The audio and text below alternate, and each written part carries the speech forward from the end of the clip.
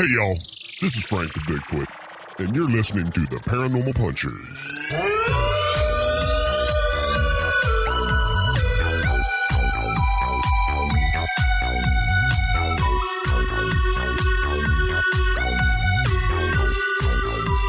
Hey, friends. Welcome to Paranormal Punchers.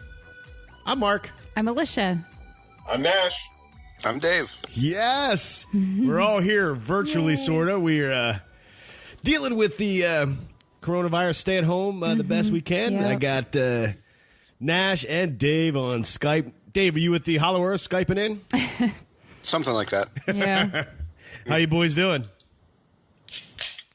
Doing okay. Yeah. Doing okay. You know, it's we're all socially distanced, which is good and bad, but Right. you know, we're getting through it. And today we got my gym all retooled and purged a bunch of stuff in the house, so things are going pretty good. Good. Excellent. Dave, how you holding up? How's your family doing? It's getting there. Haven't really seen the light of day in 2 weeks, so it's You just in the basement permanently? Yeah. pretty much. Yeah. Yeah, I actually moved the board up here to the kitchen table. I figured, since we can't be face to face, I was like, we don't need to be down the studio around the table. Right. So we moved up here closer to the fridge to get a beer. It's going to be easier to get a beer. And the bathroom. So. Anyway. All right.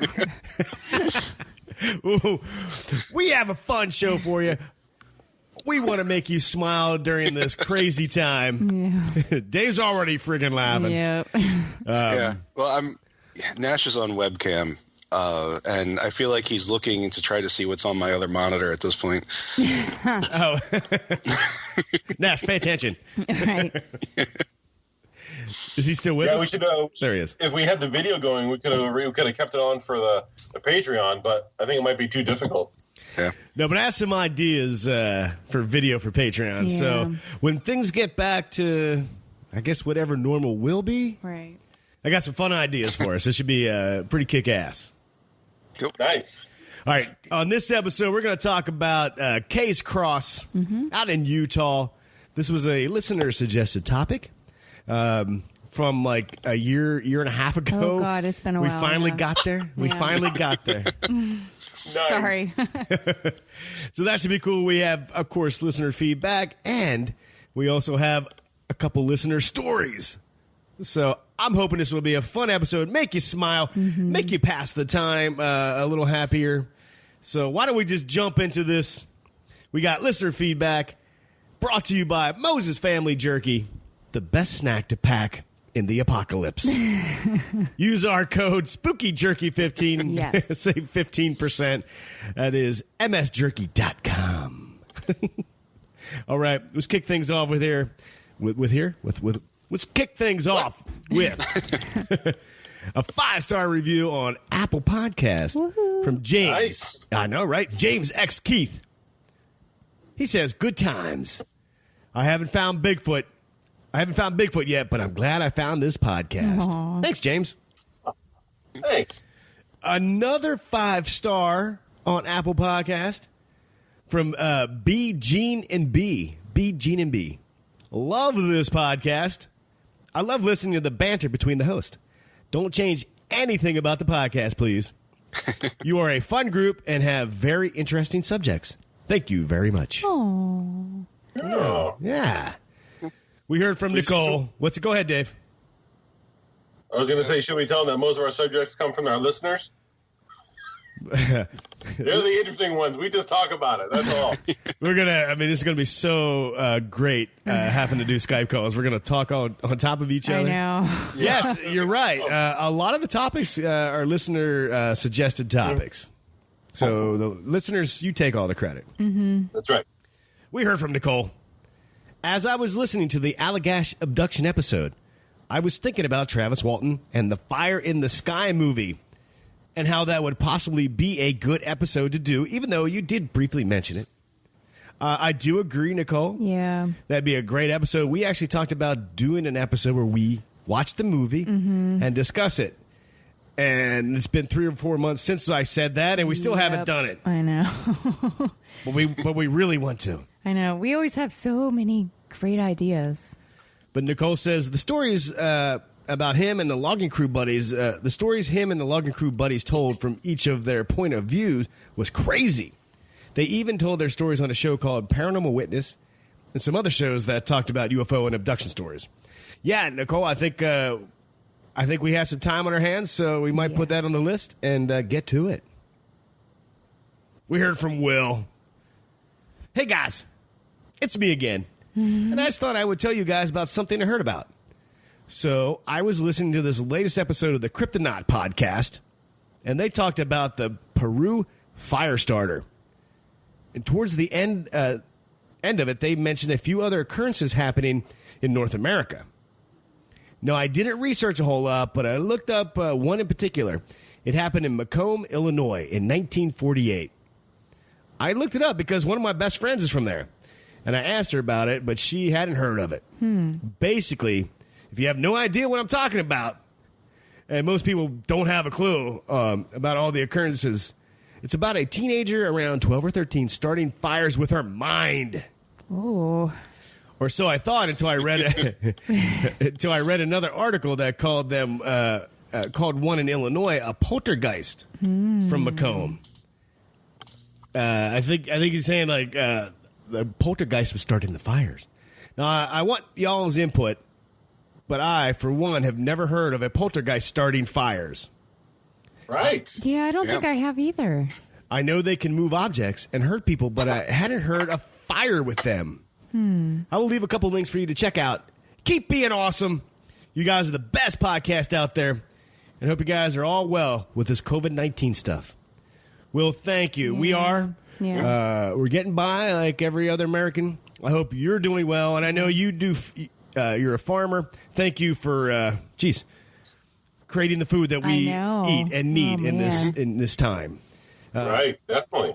Now, have you guys ever heard of fire starting related to poltergeists? No.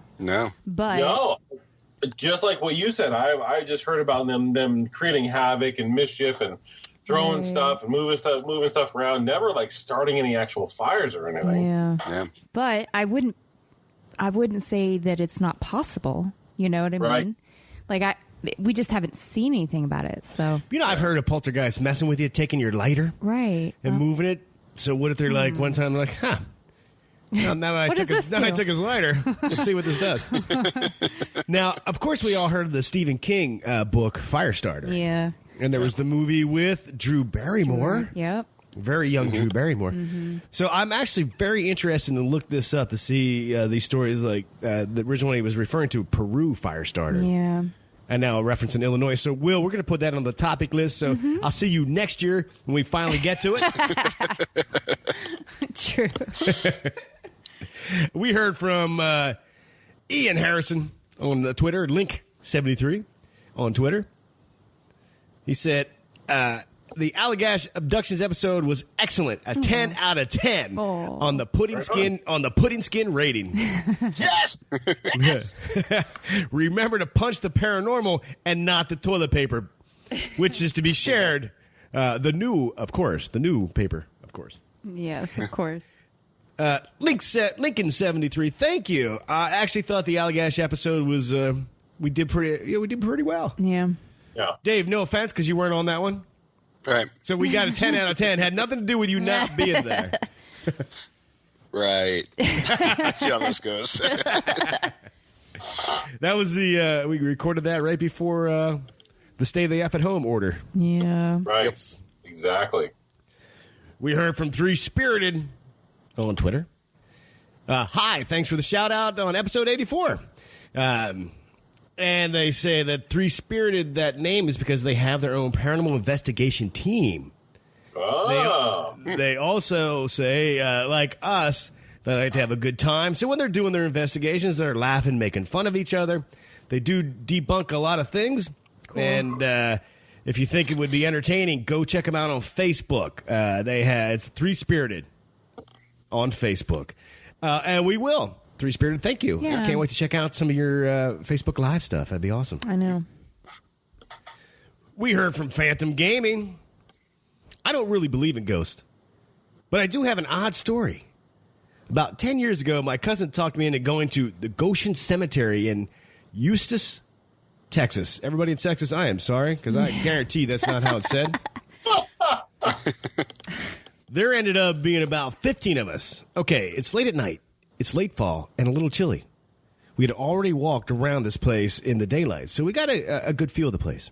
It was getting cold, and we were just walking around and staying in a close group. It was quiet. Then we heard the growling. Not like a dog.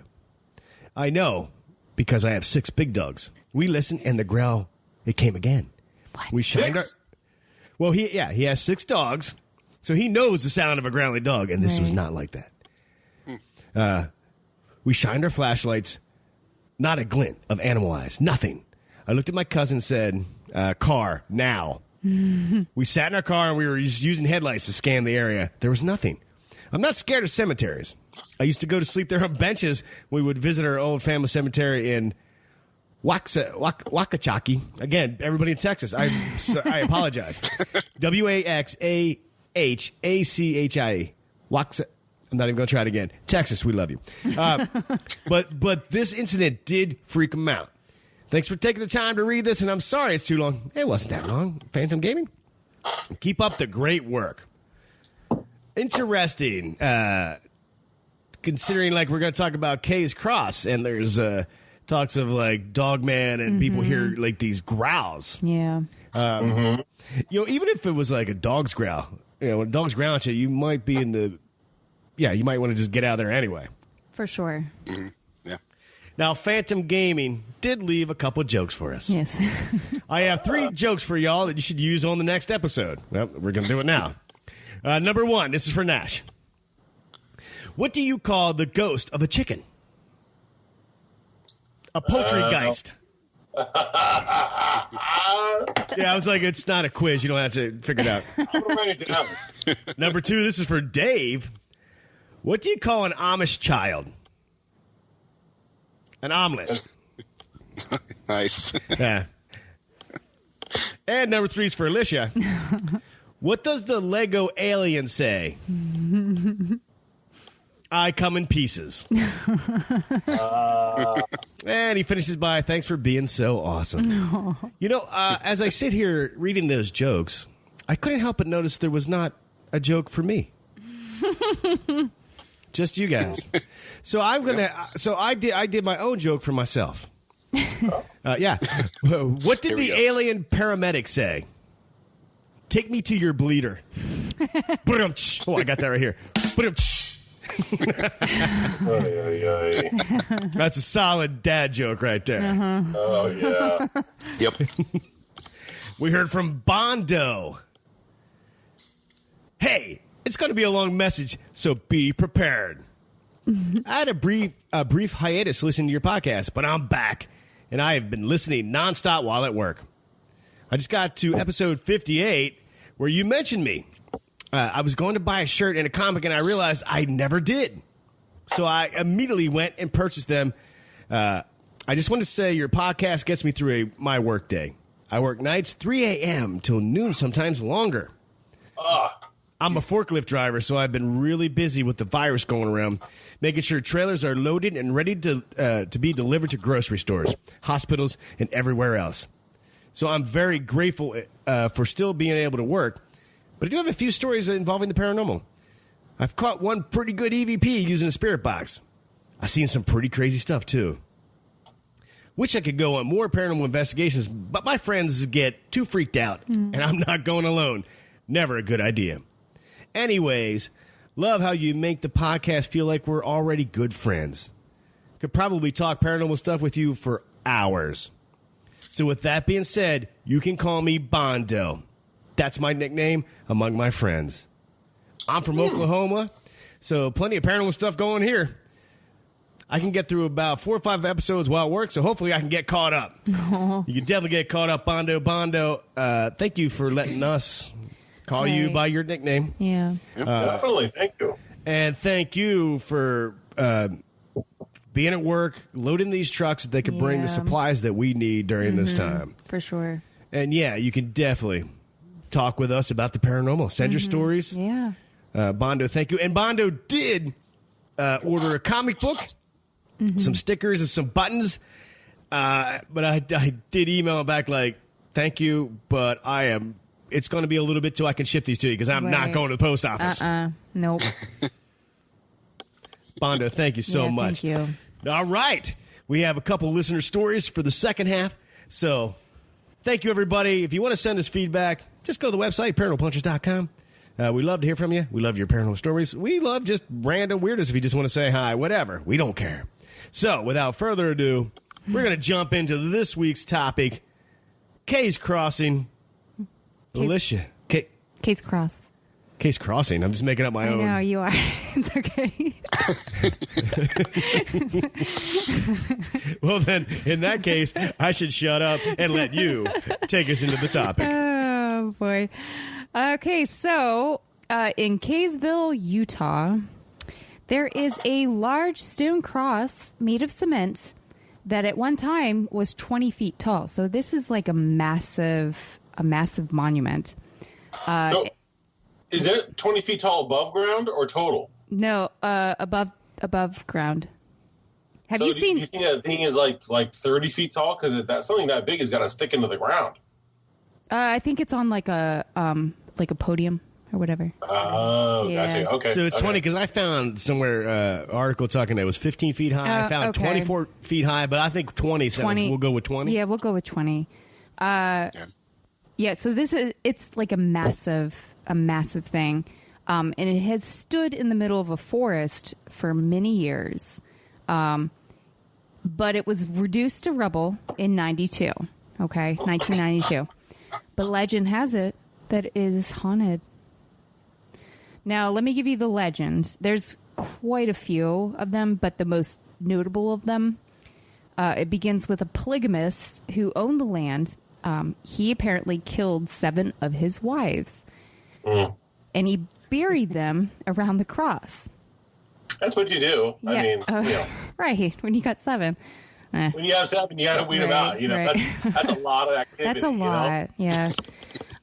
Anyway. It's already going downhill. Yeah, I know. Yep. One of them he buried standing up in the base of the cross, and he encased her heart in the center of the cross. Okay, I was going to say, like, I heard that the heart was in the cross, but she's supposedly the legend that she's in it. Okay. I guess I don't know. Which I mean, I feel like when it was destroyed in 1995, proved that wrong, right? Well, here's the thing. I'm going to get to that when we get. I shouldn't have interrupted. It's okay. You. No, it's really okay. It's okay, Mark. But then this guy, he then hung himself from the cross as penance for his crimes. Now, I did see there was another one that said he hung himself in a nearby tree. So, like I said, there's quite a few of them. They have like different things that like go with this, but we'll just give you like a basic legend of this. Now, most likely due to the satanic panic of the 80s, there were rumors that Satanists used this cross as an altar for their rituals, including sacrifices. There were even reports of dead dogs that were left and sacrificed there. Now, do you want to hear the real history behind it? Yes, please. Okay. So that's the fun legend. Not fun. But, I was just saying, you know what I mean? that's not that fun. It's not fun. The interesting legend about it. But the real history, there is polygamists that are involved with this, but also a religious cult that was tied to Charles Manson. Okay. Now, this cross was built in the summer of 1946 by Merlin Kingston. Now, Kingston is actually like a well-known polygamous family name in Utah.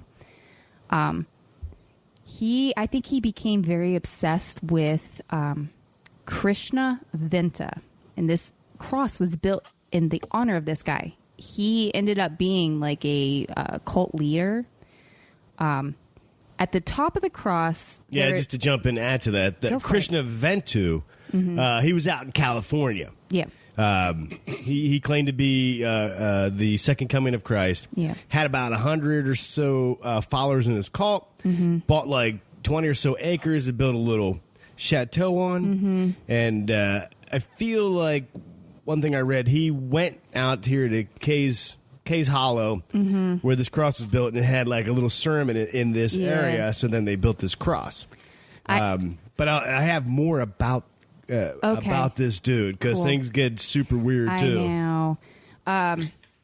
I have like a whole little ad that was out in the papers and stuff. The like, do you want wisdom, the future of mankind, the powers of mental telepathy? Yes. Be prepared for tomorrow. You know, he was basically trying to get people in.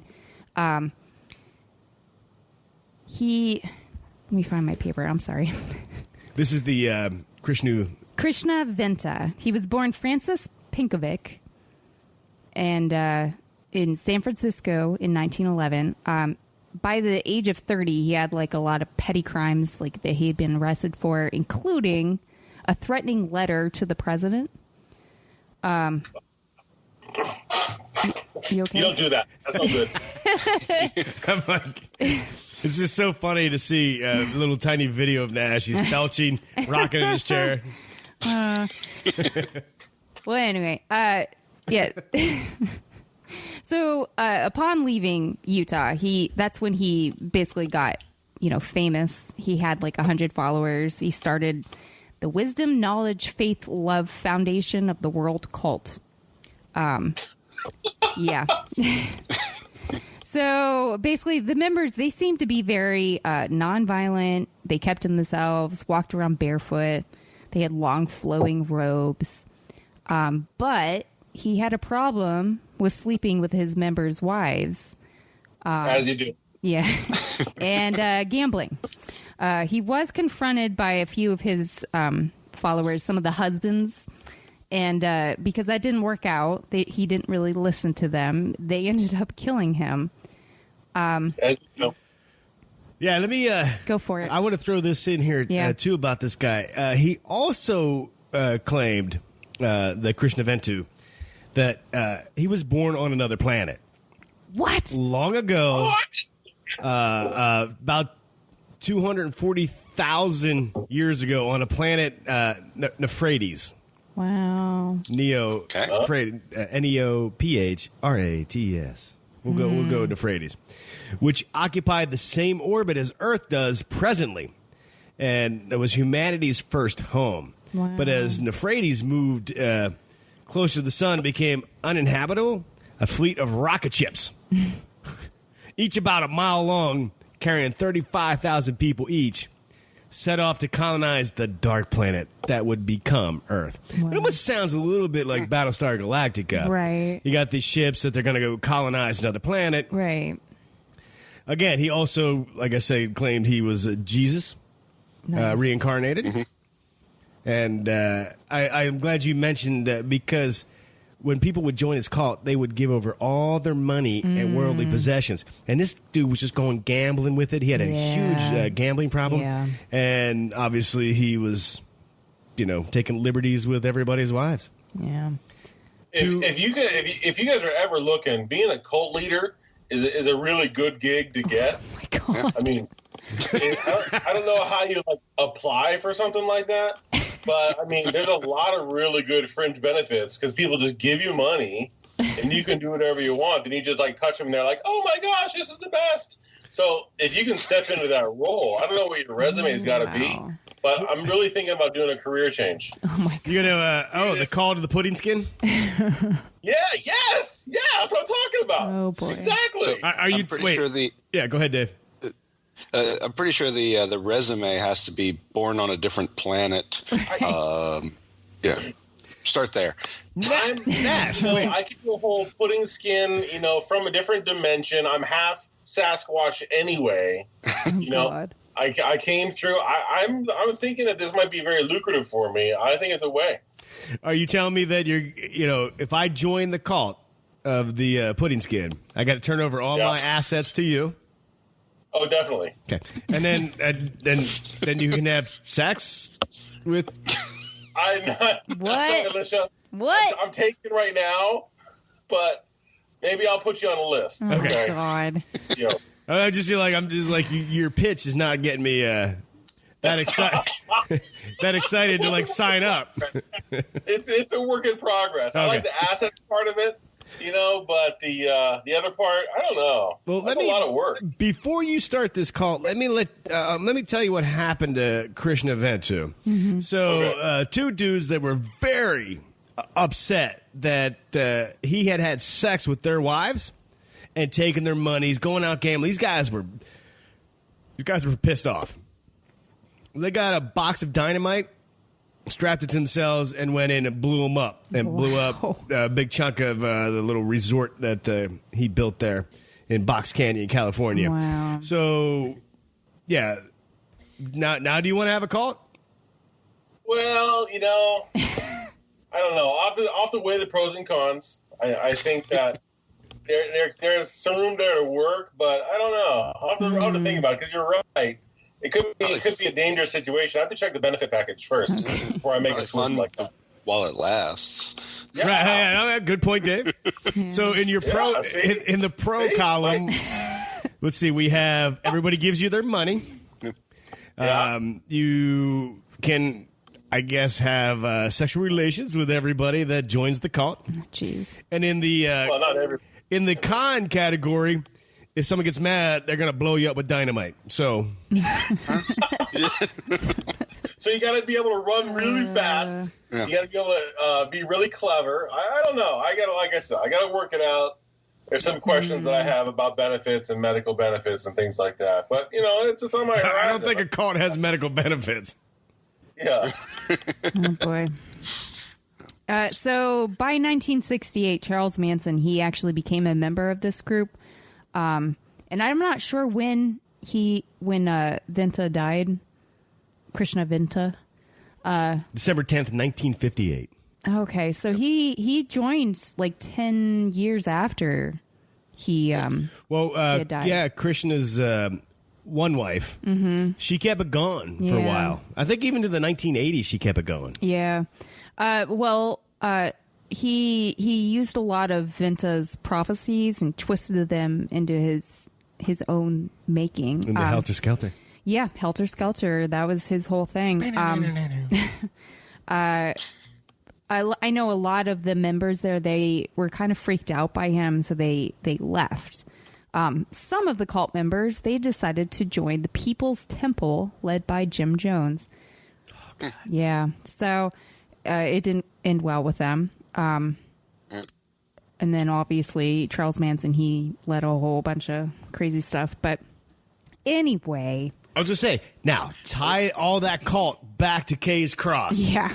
Or crossing, as I said. Real quick, I did want to say, I don't know if you guys saw any of the pictures of this guy, but the whole Second Coming of Christ going to his head, really, like, every picture of him is, every picture you think of Jesus he's got his own version of it. It's like, it's creepy. Yeah, no, he grew the long hair out, the beard. Mm-hmm. He used to get up on the cross. God, what do you call that? Crucify, my God. Thank you, Funk Beer, for erasing that. But he had like a bicycle seat built onto the one cross. So you just get up on the bicycle seat and hang out for a while. I'm pretty sure that's not how that works. Right. No, absolutely not. But he found a way, I guess, to. I don't know if he was trying to inspire his flock. I don't know what he was doing. Did you ever see this guy and think that he looks just like the guy in Manos Hands of Fate? You ever seen the movie Manos Hands of Fate? No. You gotta watch it. It's one of the worst movies ever made. Ever. And this guy looks well, I'm excited now, Nash. In that movie. Yeah. Okay. Yeah. I'd agree. Yeah. Oh, Dave, you seen it? Yep. Nice. Yeah, it's really bad. It's really bad. It's really bad. It's a great movie to watch because it's so bad. Yep. Bring us back to the cross. Sure. Now, let me just talk about the destruction of it. On the evening of February 15th, 1992, the cross was blown up. And to this day, the destruction has never been solved. Many believe that it was destroyed by the Kingston family because they were tired of trespassers. Trespassers? Yeah. Trespassers? Hey, we're here in Lancaster County. Trespassers. They were tired of people being on their property. I think up until that point, there was a lot of rumors about it. Obviously the polygamist, that he had killed his 7 wives. So like people were coming to this cross. They were getting on private property. So they believe that it was that family, the Kingston family. They actually destroyed it. The explosion. Right, they were. The family was sick of the kids were coming up there to party, to scare each other, and they just got sick of it For sure. So that's the theory: is they shoved a bunch of dynamite in it. Who else died of dynamite? Well, not that the cross died. Krishna Ventu was murdered with dynamite. Yeah. They blew the cross up with dynamite. Yeah, I don't know. They had leftover dynamite, What was that? They had some leftover dynamite. They got it in like Cost Plus or Costco or Sam's Club. And you have some left over. You got to do something with it. What Costco do you shop at that you can get dynamite? They're in Texas. They carry it in Texas. Oh, okay. Good. The explosion. You buy ammo, booze, and dynamite at the Costco in Texas. Come on. Oh boy. That's a party. The explosion, it was pretty spectacular. It obliterated the base and hurled 10-pound chunks of rock up 80 feet in the air. The only known casualty from this was a pheasant roosting in a tree some 40 feet away. Well, the pheasant just took a rock to the face? I found that. I was like, that's pretty funny. I'll just say it. Aw. Yeah. Yeah, and the guy who blew the cross up, he was in there going like, "Hell yeah, I got you!" And ran over. Right. Okay. The explosion, it was heard miles away. So, like, this was, I think, a lot of dynamite was used. Like, it was a pretty big explosion. See, it's a giant cement cross, 20-some feet high. Yeah, it had to be a lot of dynamite to explode it at this level. Right. That the town could hear. Could hear it, yeah, like miles away. Now, Okay, so oh, go ahead. I was saying, quick factoid on concrete. Okay, Go for it. right? So the concrete per cubic foot of cured concrete, okay, is about 150 pounds. Okay, so that thing was 20 feet and it was cross shaped. Yeah. So I'm gonna say, What is going on? Are you okay? well, thank you, Funk, for that little release. That was good. So this cross had to weigh in excess of a ton is 2,000 pounds, right? Mm-hmm. Right. Yeah. So it had to be 2 to 3 tons worth of cured concrete.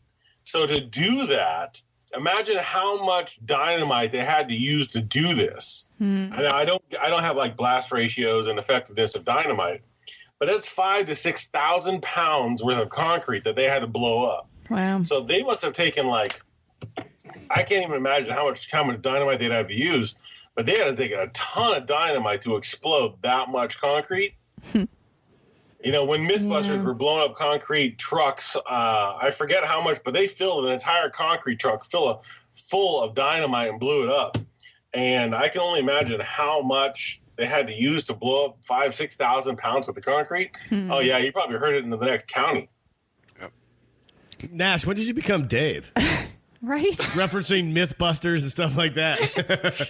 I'm just saying, my dad was a mason growing up, so I have experience in bricklaying and things like that. Okay.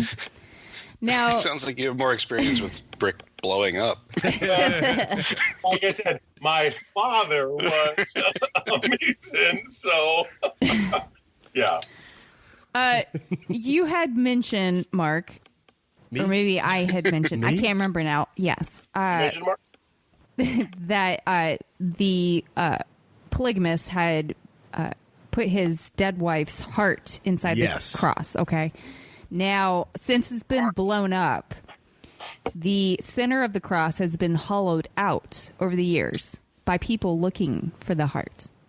Like, they're looking for proof that he actually did it. But I don't think they have found it. Because it didn't happen. No, because it probably didn't happen. Yeah. I do have another question. Go for it. Okay, so if you have your wife standing upright, buried in the ground, okay? I didn't do the homework because I don't know about the earth density of where it is and the whole 9 yards, blah, blah, blah. Yeah, I didn't do deep calculations on that. But I'm wondering if because the story goes that his seventh wife was buried upright beneath this cross, okay? And the podium that this cross was on, it had to be maybe 3 feet across, 2 feet deep. It wasn't super big because the weight of the cross was in the cross itself, and the bottom footprint was kind of small. So if you have 6,000 pounds sitting on like a 2 foot by 2 foot square, 3 foot by 3 foot square, and you have a casket, relatively empty casket below it because the person rotted out the bones and decayed in the whole 9 yards, and they're on the bottom, wouldn't that have crushed the casket underneath it? Who says it was in a casket? The body. Oh, he just put her in the ground? I don't know, but what I found was that he put her in the base of the cross. And then poured concrete on top of it. Yeah. Yep. I thought he buried her upright underneath the cross and then put her heart in the cross. I feel like I saw like a couple different things about that, but I'm pretty sure the one that I found, he buried her standing up in the base of the cross. Right. Gotcha. Yeah, so like more of a Hoffa type. Right. Right. I'm just thinking that pull the heart out of somebody. That's really kind of gruesome, man. I mean, Yeah. polygamy is one thing, but pulling the heart out of somebody, putting it in the wet concrete, and being like, no, guys, you finished. I'm good. This is all I wanted to do today. That's a whole other thing. All right. Can't even really go from there. Nope. I was just thinking Indiana Jones and the Temple of Doom, pulling people's hearts out. Right. All right. Now, this, again, supposedly, according to the Kingstons, the cross was built in honor of Krishna Ventu, according to plans he drew out. So the large K stands for kingdom. Kingdom, yep. I guess was a prominent thing in a lot of Ventu's talks, speeches, whatever.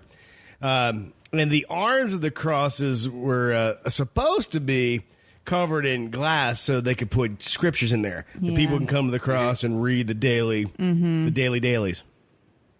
But Venta left the area before it was completed, so that never got put in there. But that was the intention, I think. Now, So it's go supposed for to be it. like a meeting place with like a bulletin board or something? Maybe. Yeah, maybe you go out in the Case Hollow. You can get around the cross, read the day's scripture, pray, give your money away, Right. give your booty away, Yeah. whatever the cult is wants. Yeah. Yeah. Now, do you guys want to hear some of the hauntings there? Yes. Okay. Yeah, the first word of our podcast is paranormal. Let's get to it. Yeah. Now, there have been sightings of witches there. There have also been sightings of tall figures in black that seem to hover and teleport, and some have glowing eyes. There was a story of a guy, he was sitting in his car, and one of the black figures approached his car, but the car wouldn't start. So I didn't find the ending of his story. So I don't know. I'm assuming he got his car started or whatever, but I thought that was kind of weird. Or he didn't. Yeah, or That was the end of the story. Yeah, that was it. Yeah. I do want to say, just to keep it on the level, that he was hooded in a black cloak. Yes. Yeah, it wasn't just a black figure showed up and the car wouldn't start. Yeah. It was in a black cloak. Yeah, figures in black. Like a satanic cult member. Yeah. Right. Yeah. Right, because a lot of things are going down this woods is the people doing satanic rituals. Yeah. It's really, for some reason, becoming a magnet for people coming to do satanic rituals. Yeah. I'm not really sure why. Like, I'm not sure where that comes from, but some other things. The cross has been known to glow in a full moon. That's awesome. I know. Yep. And if you touch it, it will burn you. Oh. There is a strange spectral woman who haunts the cross. She chases people away. And let me just read this how I found it. The face of a murdered woman appears in the cross on the anniversary of her death. Who is it? I don't know. And How would we it's a know? murdered person? Exactly. We don't know this. Yeah. But this is how it was written out on the internet. You know how they go. Yeah, Satanists have been...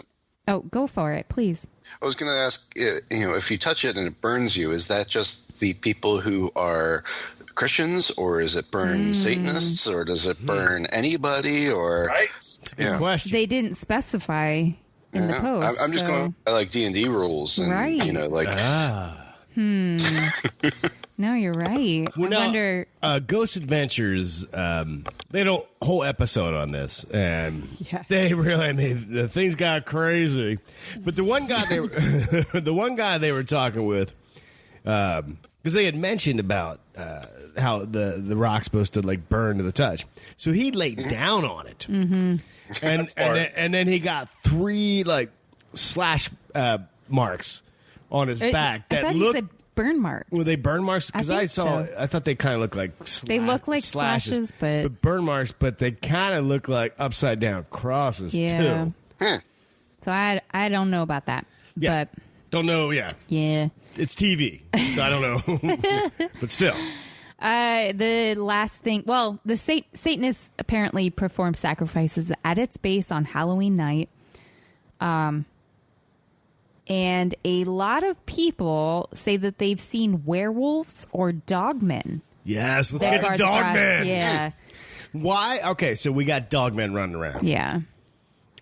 Which reminds me, just Phantom Gaming was talking about being at that cemetery in Yeah. Texas, and he heard that growl, that good old growl. For some reason, Dogmen are spotted running around this area. Yeah. So I just want to throw this out there to you guys.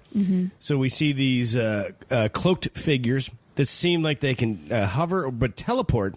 Yeah. We got Dogmen. And Dave, for you, I saw a comment on Reddit that a Dogman is a form of a djinn, Oh. right? Oh, yeah. All right. So think about this. We got Case Crossing. A lot of some weird, nefarious stuff maybe has gone down there, maybe drawn in this dark energy. Now we got a portal. Now it's being guarded by Dogmen. Ooh. Go. Go for it, boys. Yeah. I'm trying to look this up now because I've never heard of that okay. theory before. Well, you can't look it up while we're recording. You got. Well, I'm wondering that I You don't just threw remember it at me. I don't remember that being like one of the 7 gates of hell, but it sure sounds like they kind of forced the situation and made one. Maybe. Well, no. Hey, that's an excellent theory. Like if some bad things go down. So if you take that legend, which is just a legend, it's like probably zero truth to it. But okay, so we have this polygamist. For some reason, he kills all 7 wives. Right. Buries all 6 around this cross in a circle. And his 7th wife, I don't know why she got to be inside the cross. I don't know what she did. So now, now you're doing some seriously dark shit, right? Yeah. So what energy can that draw in? Can you force or can you create a new portal with the dark things that you're doing? And now other people have come out here, 2 cases where they had committed suicide near the cross. So, people are just saying that there's a lot of dark energy here. Yeah. I don't know. Yeah, I just see that as like it seems like the guy, the Vinu or whoever guy, that he maybe had heard. I draw a parallel between him and like Aleister Crowley, You know, because it's like they had that spot. Aleister Crowley had this spot where he could go do his rituals and whatnot. And maybe that's a common thread between cult leaders. I don't know. But it seemed like everybody was kind of trying to do the same thing where they're trying to like create this portal, you know, and maybe it didn't work while the guy was alive. But now that he's passed on and is beyond, maybe there was the seed was planted. And instead of just happening instantly like what they were hoping, maybe it took time to wear itself and to grow into an actual portal. I don't know, but I could see that being like not working as planned, but yes, it did do what the intent was. What if because they talk about the area, Kays Hollow, too, the woods around here. The woods are supposed to be really a ton of paranormal things go on here. What if the cross, hear me out. Okay. No facts. There's no facts in this statement. But so Kays Hollow, a lot of strange things, a lot of paranormal stuff. So we have somebody builds this cross, and for a while nobody really understood who built this cross. It was supposed to be erected in 1946. Everybody was theorizing all these legends, all this weird stuff, and then again, eventually, Joshua Kingston came out and said, "Yeah, my family built that."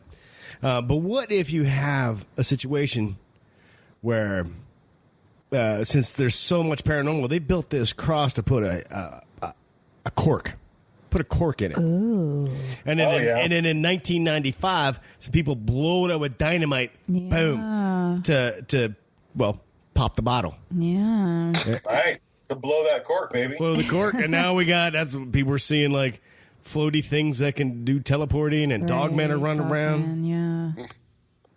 Okay, I see what you're saying. Now that kind of goes to the castle in Huska Castle. Thank you. Yes. The Huska Castle, where they actually capped it off. Yep. It could be a similar situation like that, you know? Yeah.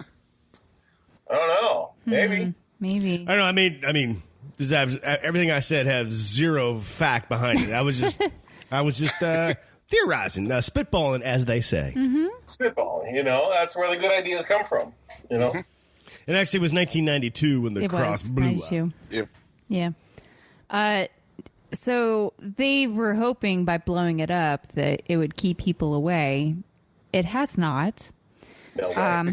So now the family that owns the property now, for the month of October, they actually decorate it, and they have you can, for general admission, $15, and VIP is $20. You can go over there and do some. So it's a Halloween. It is. Haunt now? Yes, it is. Yeah. And then I have this in quotes. The main reason for the Spook Alley, and that's what it's called now, is Spook Alley, I think. Spook Alley is that for the past 10 to 20 years, there have been trespassers. Did I say that right? Trespassers? On the land. Trespassers. You mean Trespassers? Yeah. On the land. Instead of trying to stop them, we decided to let them come on and make them pay to do so. Yeah. What do they mean by make them pay? Well, actually with money. Now, their website isn't the best. I was trying to figure out, what's general admission and what's VIP. What's the difference between these two things? I couldn't find it. Their website sucks really bad. But Ooh, I know. Give me a call. Yeah, I know. They should give you a call. It's really bad. Showing. Thank you very much. That's pretty much all I have. We've gone through all my notes, so. Excellent. Yeah. Excellent. Well, hey, I tell you what, since Alicia just said she's gone through all her notes, I'm done. We're going to take a break. We'll be right back with final thoughts, listener stories, and our suggestions of things to watch to get you through this weird, troublesome time. We'll be right back.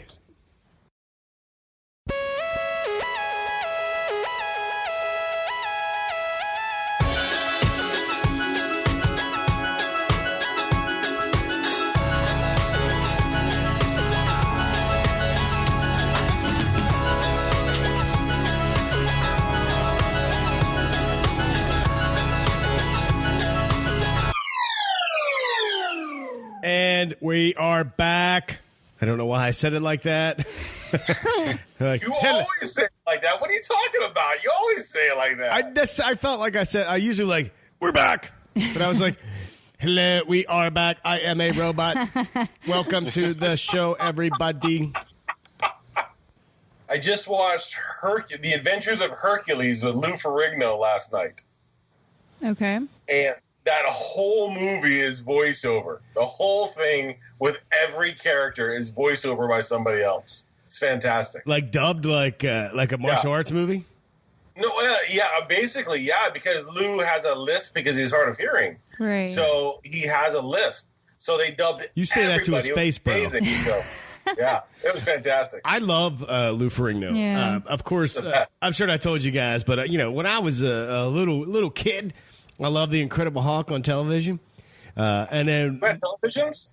On television, yeah, he was in the Incredible Hulk with Bill Bixby. He was the Hawk.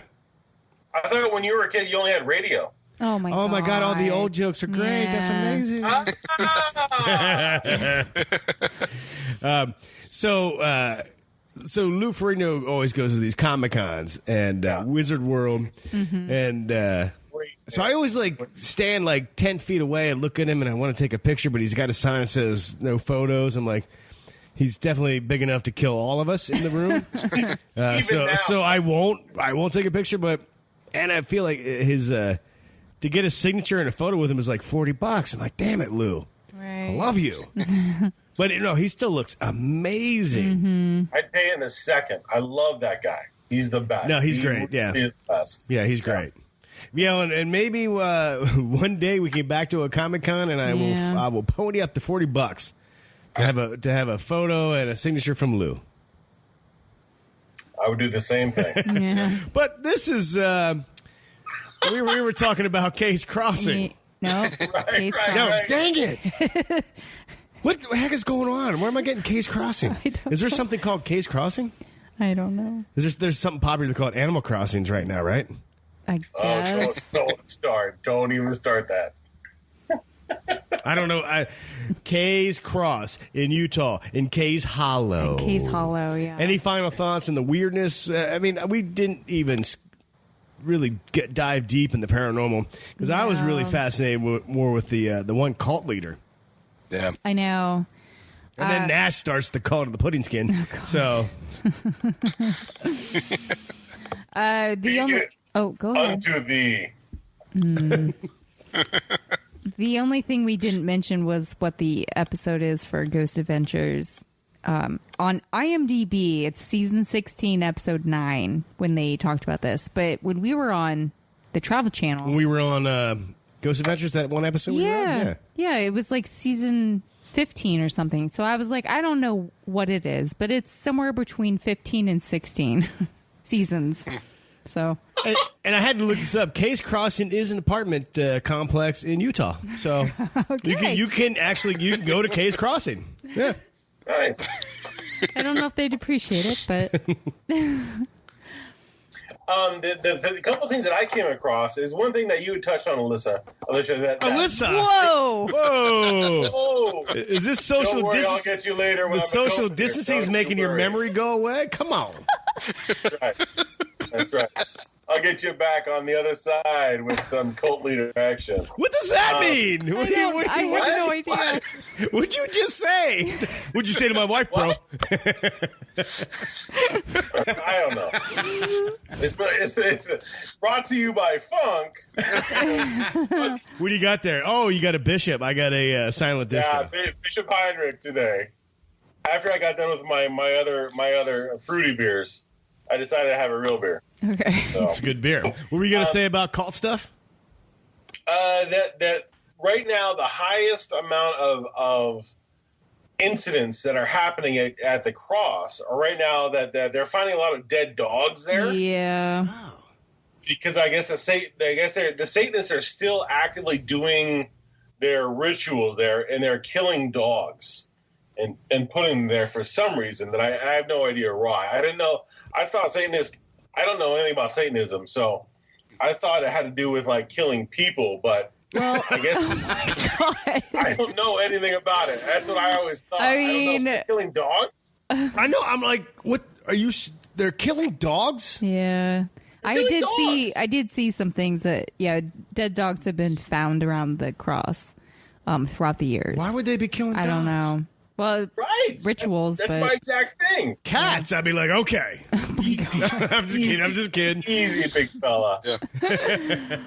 Yeah. You know, and that there was also I don't know if it was an urban legend or something, but they said to reach the cross, because the cross, I guess, like what you had said, Alicia, is that the cross is out in the middle of nowhere. Yeah. Okay. yeah. Is that to reach this cross, you had to get past 3 ghosts to get there? What? Did you come across that at all? No. Oh Yeah. my God. I love it. It was like a whole like trial of something or other to get to the cross, and there are these 3 ghosts. Now I think one of them was like the ghost in the cross itself. The face in the cross was one of them, and then there was another. See, I get really hazy because I couldn't find a lot of data. I couldn't find a lot of information on the 3 different ghosts. But I thought. Yeah, Was this I was like, so? Wait, did you have to go through the ghosts to get there before or after they blew it up? Because they wouldn't have blown it up if the ghosts were keeping people away. Right. Didn't give a time frame. It just said that there was 3 ghosts. You had to get through these 3 ghosts to get there. Now I don't know if it was like a Monty Python sketch, you know, Okay. where there's a bridge and then one of the ghosts is asking questions and you fling off the bridge if you answer wrong. I don't know the trials you had to go through, but there were 3 trials or 3 ghosts you had to get past somehow, some way to get there. And then I didn't find any kind of entries on like the actual werewolf experiences. Okay. There's werewolves? Well, it's Well, I guess a werewolf dogman is kinda- dogman. Yeah. Yeah. You know, and it's in Texas, so they just say, yeah, whatever, it's just werewolves. They don't categorize Yeah, no, it. bro, it's Utah. It's in Utah. Yeah, it's not whatever. Texas. Why do you keep saying Texas? I know. I don't know. I keep thinking Texas. It just sounds like something that would go down in Texas. Yeah, they're just like, whatever, it's a dog, man, werewolf, whatever, just kill it, you know? Oh, God. That was the listener story at the beginning. Was in Texas. That's stuck in your mind, yeah. Yeah, gotcha. Yeah, that's when the brain kind of started, the dimmer switch started to get a little dim. You know what I'm saying? Yeah, I didn't come across any like werewolf stories or anything like that, but I came across a lot of poltergeist activity in and around the area in Kaysville. Okay. So I don't know. I'm kind of starting to think that maybe it is like what we were saying, like a forced portal situation. Okay. Because of all the poltergeist activity, I'm hearing like I came across a couple stories of like people going into their house and stuff flying off the shelves, and this was like one of them was a sibling going to his bedroom, and stuff was flying at him across the room, but the house wasn't on any burial site. Nobody had ever died there. It was just a matter of it's just kind of happening in this area at random intervals. So I don't know. Maybe it is like a portal gone kind of loose, not being controlled, or I don't know. There's a lot of craziness happening in Kaysville. Okay. Dave, I don't want to move there. Dave, you got final thoughts? I mean, overall, Sounds like I a think. no. Yeah, I mean, this is one of those, the real story or the publicly verified facts of the whole cult and everything are definitely more interesting than even the paranormal concepts that could be discussed here. I mean, some of the things we've talked about are interesting, and I think there might be plausibility to them, but they haven't reached a level where they're more interesting on how the whole thing got started. So the ghosts need to try harder. True story. And maybe they are, but like it's hard to overshadow a cult leader that was taking everybody's money and having sex with everybody's wives. Right. Yeah, I mean, it looks just like the Man whose hands of fate guy. So who knows what's happening? Lish, any final thoughts on Kay's Crossing? No. Kay's Cross. Yeah, it's not the crossing, but But you can get at Case Crossing, you can get a great townhome for only $1,200 a month. Right. No. I think that there's a lot of really interesting history behind it. And the fact that there's still like remnants of this cross there, and that they're actually doing a whole like Halloween, the month of October type of thing.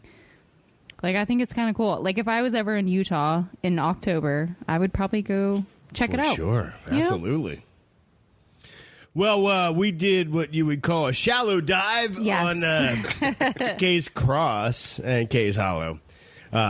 Super interesting, super weird. Like, I know I'm with Dave. I got caught up in the cult and things like that. It's hard not to. Like, this is really fascinating.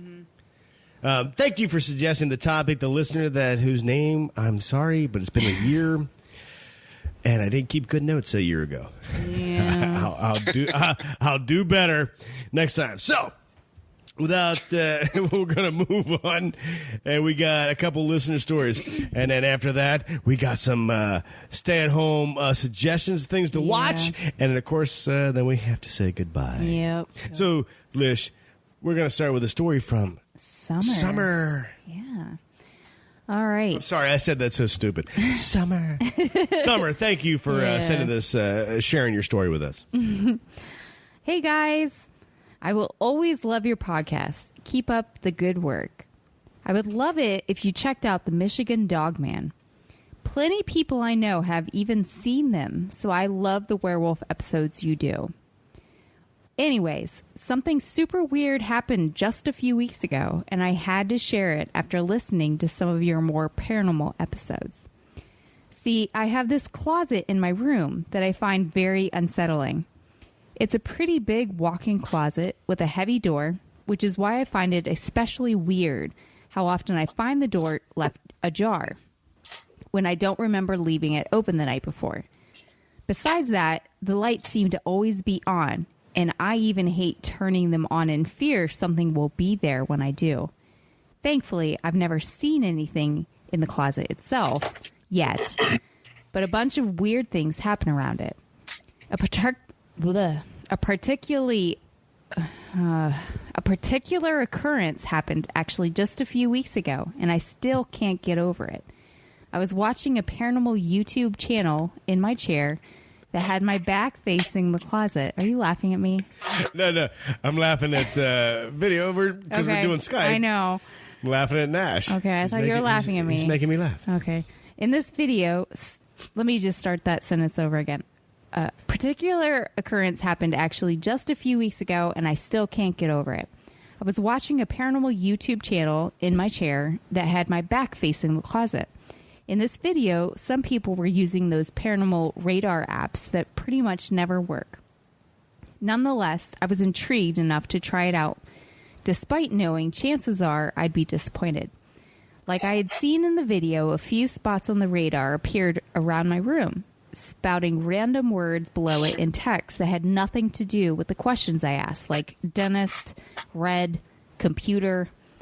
I was about to turn it off, embarrassed in myself that I had even downloaded it when a dot appeared behind me. I turned around, and of course nothing was there. I looked back to my phone and found the dot was eerily still there. Other than it being dangerously close to me and my closet, it didn't vanish quickly like the rest. I wanted to really see some proof in this app. I wanted to really see some proof if this app was legit or not, so I asked, can you move something behind me? Nothing. Can you move those papers behind me? I pointed to the papers that were on the table. The word under the radar read, yes. Now, after using this app again and researching it more after this, I personally have never seen an answer with yes or no other than this time, which is what creeps me out even more. At the time even, it creeped me out immensely, so I immediately deleted the app on my phone and tossed my phone aside. Just as I did that, I heard a noise behind me. Since I was a bit spooked at the time, I whirled around and saw that a single paper had fallen off my small table onto my floor, the rest completely still as if nothing had happened. Now, I always put papers on this table and never once before or after have papers or anything else fallen off the table, which is why I doubt the wind is to blame for it. Even after this little experience, I still don't really believe these types of apps work, or at least usually don't work. However, I do think it's too much of a stretch to say that what happened was just a coincidence. Thanks for listening and keep being awesome. Thanks, Summer. Now, it's not the first time Summer said, hey, I would like you guys to talk about the Dogmen. I know. Summer said, like, she's going on a 2-year. It's been 2 years since she suggested that. You know what, Summer? We're going to get to that soon. No. We should, because it's an awesome topic. We're going to get to it, yeah. It's a solid topic. But, number one, thank you for sharing your story. Number two, guys, I always... I feel the same way about these apps you get on your phone, like they're BS. But I had an app on my phone. It was, I think it was called Ghost Finder. Because I thought it'd kind of be fun to mess around, walk around, funk with it, maybe scare my wife. But I was jogging on this trail it might have been 2 years ago when I had this app on my phone. Didn't really use it much. Never really, it's not like I had it on wherever I went. But the phone was in my pocket. I was running the trail. And I got to this really dilapidated house that was off the side of the trail, like that kind of house that's out of the Texas Chainsaw Massacre. And then all of a sudden, it went off in my pocket, and it was I think it was like a spirit box type, so it was going cycling through radio stations. Oh, and I was like, "What the F?" Because I didn't turn it on; it just went off at that precise moment. So I'm like, I don't know. Pretty weird. Wow. Could you program an app to do that? Just go off when you go by a creepy house? It just goes off? Well, no, just to randomly go off. Oh, absolutely. Yeah. Dave, tell them how you can do that. I mean, just randomly going off, it would just be, you could do it based on a timer or location or whatever you want, and just, if some threshold is met, like you want it 1% of the time, 5% of the time, whatever, and whatever you're measuring, have that constantly check, and then fire off. So the random wouldn't be hard. I'm thinking if you wanted to set it up on have it go off by creepy houses, then you do like a Waze where you have peer to peer and people flag creepy houses, and then you use that as feedback of having it go off. So like if you definitely have it set if you're up in Amityville, New York.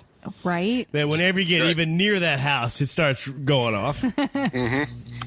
Oh, can we write that app, Dave? Let's build that. Okay. Yeah, I at least get 25% creative control. You know what I'm saying? 25%, but not creative control.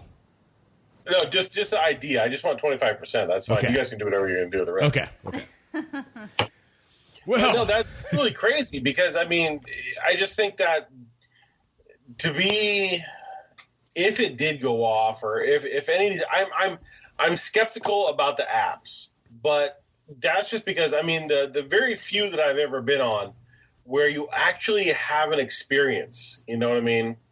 Like when we were at Gettysburg, to actually have something happen there is one thing, whereas the app can be programmed.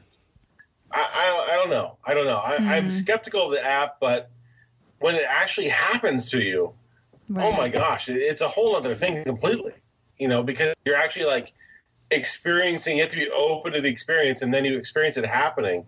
I think it's absolutely fantastic to have that kind of experience happen, and the apps, they might help. I don't know. I don't know enough about apps. Okay. All right. There you go. We heard from Andrew Z. He sent a story in. Hey, guys. Figured I'd share one of my paranormal encounters that took place over the period of a year. Me and my girlfriend and her brother were renting a townhome together, and weird things started to happen after a few months. It started with little things like a door opening on its own, but me just chalking up to it not being shut right, not being shut the whole way, and her dogs barking at what seemed like nothing. Then after 4 to 5 months here in Minnesota, the temperature drops to about negative 20 degrees. Minnesota? Wow. Minnesota. That's really cold. Temperature drops below 20 degrees for about a week or so. So we keep the house heat up to around 72 degrees. I wake up every morning at 5:30 to get ready for work, and at least 2 times a week the thermostat would be turned down to the lowest setting, and the AC would be on. What? The building would be 40 degrees, if not lower. I would turn it back up, turn the heat back on, and go to work. This went on for a month or so. Next thing is, when I was sitting on our couch, I swear I'd see a shadow of a man standing by the thermostat in the hallway. He stood about 6'2" and slender, with a slender build. But whenever I'd move to get a better look, it would be gone. So me and my girlfriend went out, got some sage, and tried cleansing the house, which would keep everything down for about a week. Then it would start back up again. And the last creepy thing that we were packing up to come. They were moving this summer, they were getting flies in the house. Sorry, I'm reading this terribly, Andrew Z. But they were getting flies in the house. So he was hanging a sticky fly trap before leaving for work, killing about 20 to 30 a day on this fly strip. Wow. But the creepiest part is they would all sit at one spot on the ceiling, about a 1 foot round circle, the flies. 1 foot round circle. And the day I moved out, I did a final walkthrough, and I could see something yellowish brown sweating through the paint. Where those flies were hanging out. My girlfriend's brother stayed there one more night to do some final cleaning. Said he was laying on the floor with his laptop and saw me and my girlfriend's bedroom door open and a shadow dash across the hallway. What? So he got up, packed his stuff, and drove to the new apartment at 1 a.m. Oh, my God. Also, wow. I'm the guy who recommended the Wendigo topic. Andrew Z, thank you for that. Now, Nash, I want to ask you this. As a dad who loves to do dad jokes, this shadow person was all about the thermostat. They set it to 72. As a dad myself, I'm like, no, that is at 68 degrees. 72 is burning up too much electricity. Right. Set it back. I agree. I agree with you 100%. Now back home, 72 degrees is back in Arizona. That's where you set it during the summer to keep things cool. But here, 72 degrees is on the hot side. So I'm going to agree with you 100%. No, 68 degrees is just fine. That's how it's going to be. Now, the yellow spot in the ceiling with the flies, well, there's an easy explanation for that, too. What? Yeah. A dead person in the attic. Oh, my God. Super easy explanation. Yeah, maybe even if it's just like if it's a 1 foot area, it's not a big area. So that could be just a head, or it could be an arm, or just a torso or something like that. And as it rots, that's why the flies are attracted to it. Exactly. If it was a whole body, then it would be a much larger stain, creating more flies. I'm just saying. But it's just a part. So, yeah. So whoever was there previous, maybe they only kept part of the body. Or who knows? Who knows what they did with the rest of it? I don't know. But yeah. Mm-hmm. The problem. It's a problem. I can foresee the same problem. And those fly strips, they smell so bad. They're terrible. Well, they got to attract the flies. Well, yeah, but it's like, they reek themselves and eat all the dead flies. Oh, my gosh. Get out of that house. Oh no, they did. Were you not listening to the story? No, I'm saying, I'm glad that they did. And I agree. Get out of that house. Get it out, because that's disgusting. And if there is a body or a severed head or a torso up there, you know what? Leave it for the next owners of that house or the next renters. Hey, here's a question for you, for everybody. If you were having those situations in your house, the shadow man messing with your thermostat, a weird yellow mark on your ceiling with flies coming in, and you're like, I had enough of moving, would you, when you listed the home, would you mention any of this? Would you just sell it and just like, hey, whoever buys it, they got to deal with it? If it was in New York, you would have to tell people, right? Is that a law? Yeah, it is a law. You gotta tell, like, this shit's haunted. Uh-huh. Well, actually, it's funny that you say that because back home in Arizona, in Sedona, you do have to disclose things like that. Now, it's not here where we live now in Pennsylvania. I've never seen it on a seller's disclosures, anything along those lines. But I do know it was common practice for a realtor on the sale of a house to come in once the house was prepped or being prepped ready for sale, and they would do the sage. They would come and sage the whole house. Interesting. They would put the salt around the door jambs, salt around the windows. They would do the whole thing just so there was no incidents or there were flies or whatever happening in the house when prospective buyers came through. Yeah. Interesting. Dave, would you tell anybody or would you just sell it? I don't know. Probably. I mean, definitely if I was required to. Right. But I'd probably try to make it a selling point. Ooh, like a positive. Ooh. Yeah, like. Do you like ghosts? We got that. Yeah. So. Yeah, all right, yeah, I don't know. I mean, I feel like most people wouldn't even like think about when they are touring a house. Like, no, I like this 3 bedrooms. I like the bath. Is it haunted? I don't think it's ever a question a real estate. We need to get a real estate agent on. Ooh. That could answer. Like, yes, a lot of people ask that question. Is it haunted? So I did a quick search. Just the anything about this is what you would call stigmatized, I don't know how to pronounce it, properties. And that's basically anything that's a negative perception of the property that's not due to actual quality of something. So things like murder, suicides, hauntings, whatever, like those lines. And different states have different laws about what qualifies in that and has to be disclosed. Yeah. Yeah, there was my brother he worked at the fire department back home, and I got to tell you, he has all kinds of really amazing stories that we do not need to cover in this podcast that definitely produced a lot of spectral things in a house that the house finally had to sell to somebody who'd never lived in town because everybody knew to not go in this house. Oh, yeah.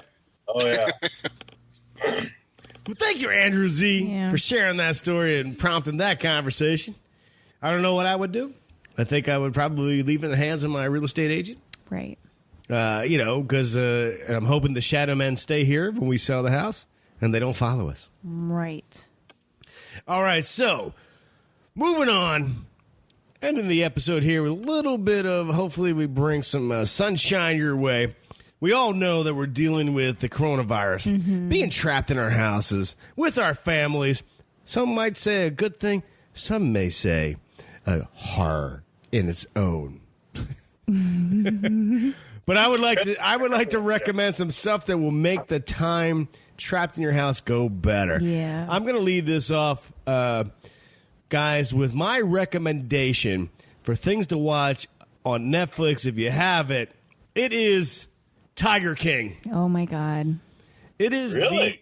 Yeah. Oh my God. Nash, if you haven't watched it, like Nash, literally, this is something that you would love. Yeah. Okay. It is. It's insane. So as Lish and I were watching this, we watched the trailer. Start there. Watch the trailer. If you think it's intriguing, then jump in. So I watched the trailer. Like, this seems like some of the weirdest crap ever. So we watched episode 1. I was like, wow, that's insane. So we're like, I got to watch episode 2.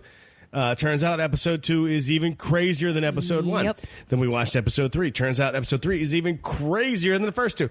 This thing continues to amp up its level of, like, outrageousness.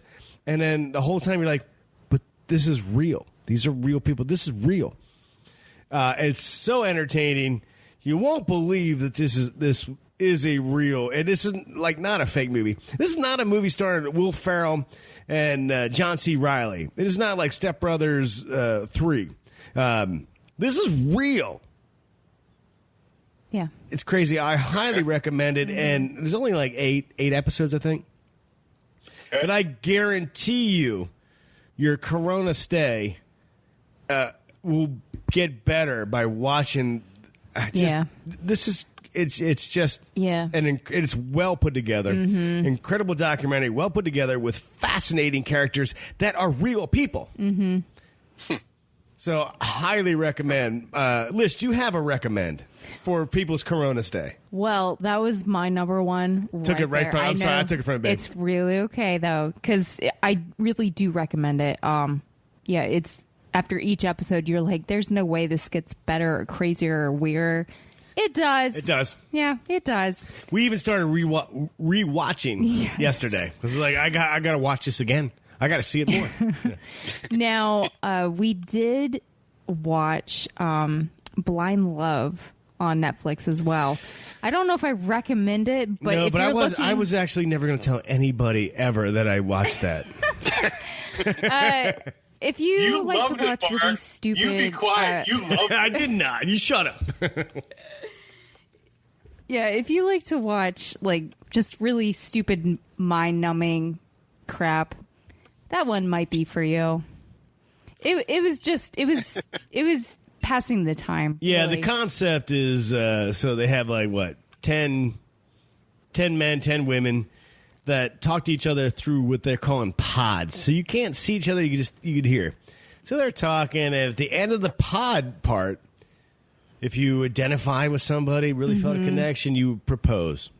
And then they finally get to see each other. Yeah. And then within 30 days they're getting married. Right. So we got to wait to the end to see if they actually go through with it. I know. Yeah, it's really stupid, but it's really stupid. I found it entertaining enough to keep watching. You know what I mean? Like I was just like, I wonder if this is actually going to work. Are these people actually going to do this? But because after 30 days, I don't think I would want to marry somebody that I just randomly met. You know what I mean? And the one dude, I'm not going to get into it. If you feel like you would like some reality TV, and that sounds just because I think sometimes reality TV, it's stupid. Mm-hmm. But that's why you watch it. You want to dial down your thinking. You want to watch something stupid because you just want to not think for a while. You don't watch something that's just You guys understand where I'm going with that because I can't even speak. That's what when you watch reality TV, you lose the ability to form sentences. So if you're into that, this might fill that void of just watching some silly TV while you sip on a glass of wine or something. Yeah. Oh, I did want to mention it's not starting yet, but I think in a couple days. Actually, it might start when this episode comes out. The Secret of Skinwalker Ranch. I think it's on History Channel. That's going to be starting.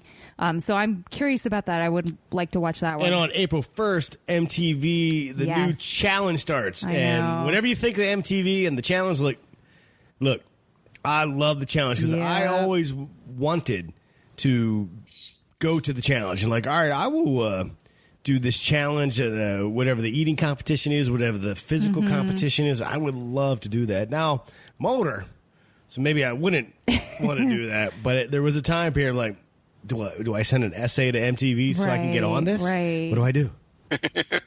Nash, what about you? What do you got? What have you been binging? What's getting you through this weird, as the buzzword is, unprecedented time? Yes. What is getting you through it? So, I have 3 recommendations. Holy crap! You're binging a lot of stuff. Well, I'm a big guy, so I binge everything. What does For that one, mean? and actually, the first one, we talked about it earlier. Because we talked about this episode right here, I'm going to say watch Manos Hands of Fate.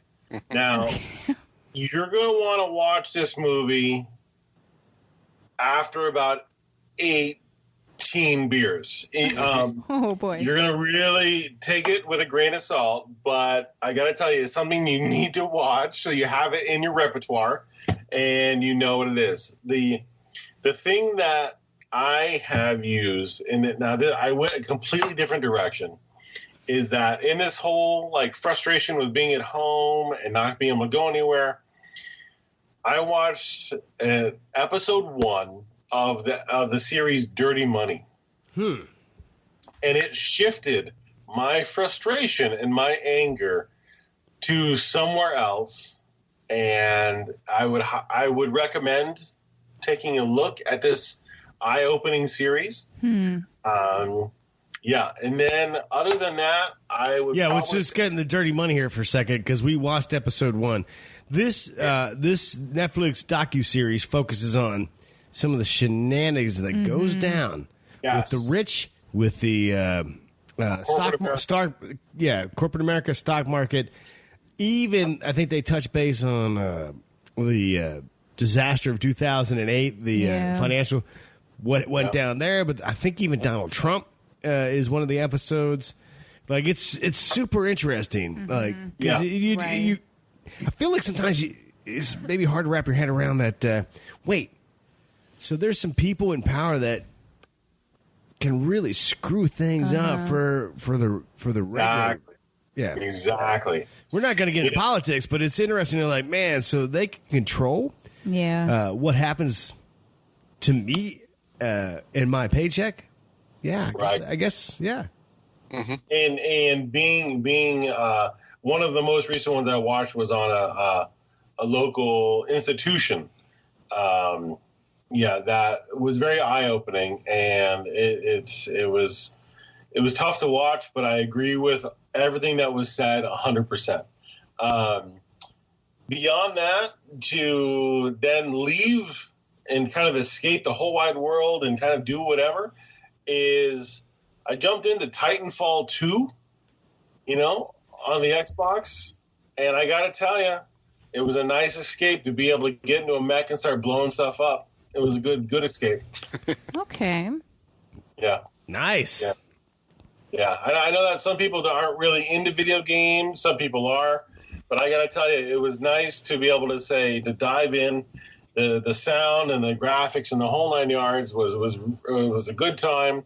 And I could play with my son, and he could help me. And it was a lot of fun.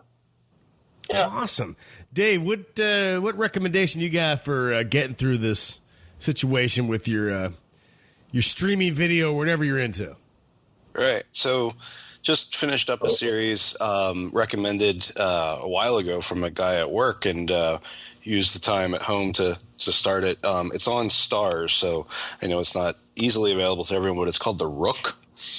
And this it starts off with this woman who wakes up in the middle of a bridge, and she's surrounded by, I think, 8 or 12 dead people, and she has no memory whatsoever. And it's just 8 episodes. At the end, if they decide not to continue the series, it leaves off at a good spot. If they want to continue it, it can. Okay.